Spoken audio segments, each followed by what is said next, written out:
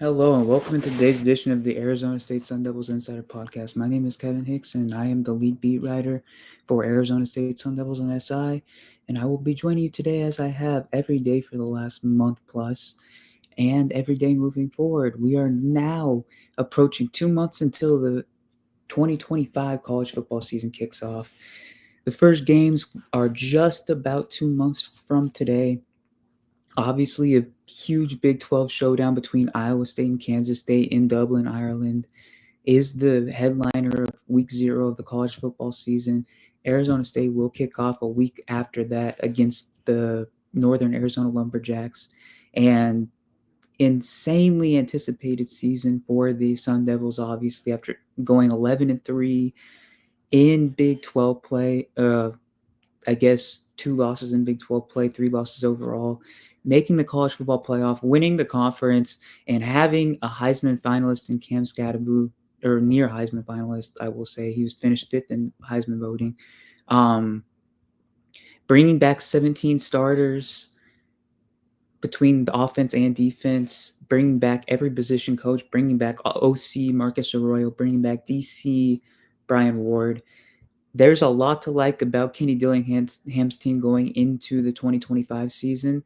And one of the things to look at is how the NIL landscape is shaping up in Tempe, because obviously, looking back at the history of Sun Devil athletics, at least over the last 10 years, Ray Anderson obviously was the athletic director prior to Graham Rossini, and he was quite maligned within the Arizona State fan base because he was very anti-progress when it came to adapting to the modern landscape, the model, even before the NIL sphere got opened up in July of 2021.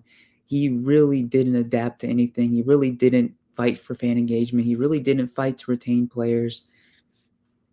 There was a lot of things that were wrong with the Arizona State program before Kenny Dillingham took a hold of the reins of the football program. And now under Graham Rossini, they are behind because Rossini didn't take over until a year ago.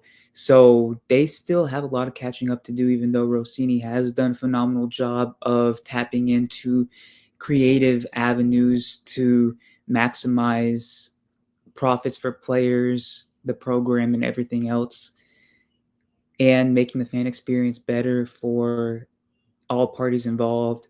But there is still work to be done. There's no denying that the Big 12 as a whole doesn't have phenomenal NIL facilities outside of obviously Texas A&M, if the reports are to be taken seriously, which there's no reason not to. So there's still work to be done, but they're making great progress overall. And yeah, so the NIL store, let's talk about that. So they announced its list of finalists for the 2025 awards.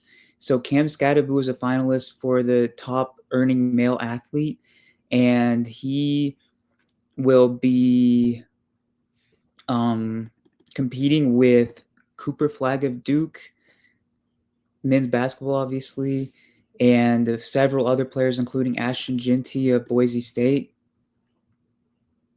So that will be an exciting venture for the fifth place Heisman finisher, the all-time single season Arizona State rushing yards leader. That is exciting because it shows the capabilities of Arizona State athletics and the NIL sphere. Skattebo is obviously a very marketable player, but he's a player that was unheralded coming out of Sacramento State. He really didn't get that much power for attention. And when he came to Arizona State, he maximized his value. It's just proof that if you tap in enough to the market, if you are a star player, you'll make money anywhere. And Arizona State has the capability of fulfilling the needs of star players. It's still a process. There's still work to be done, but things are looking good overall. And the ceiling of the Arizona State football program is still incredibly high. This is just proof of that. Um, The other finalist for an award is Sam Leavitt, finalist for the Philanthropic Spirit Award category. So he is being nominated because he donated all of his merchandise proceeds to his teammates via the Sun Angel Collective. That is substantial sacrifice made by Leavitt, and we all know he's been the consummate professional ever since he stepped foot in Tempe. Very, very mature for a redshirt sophomore player.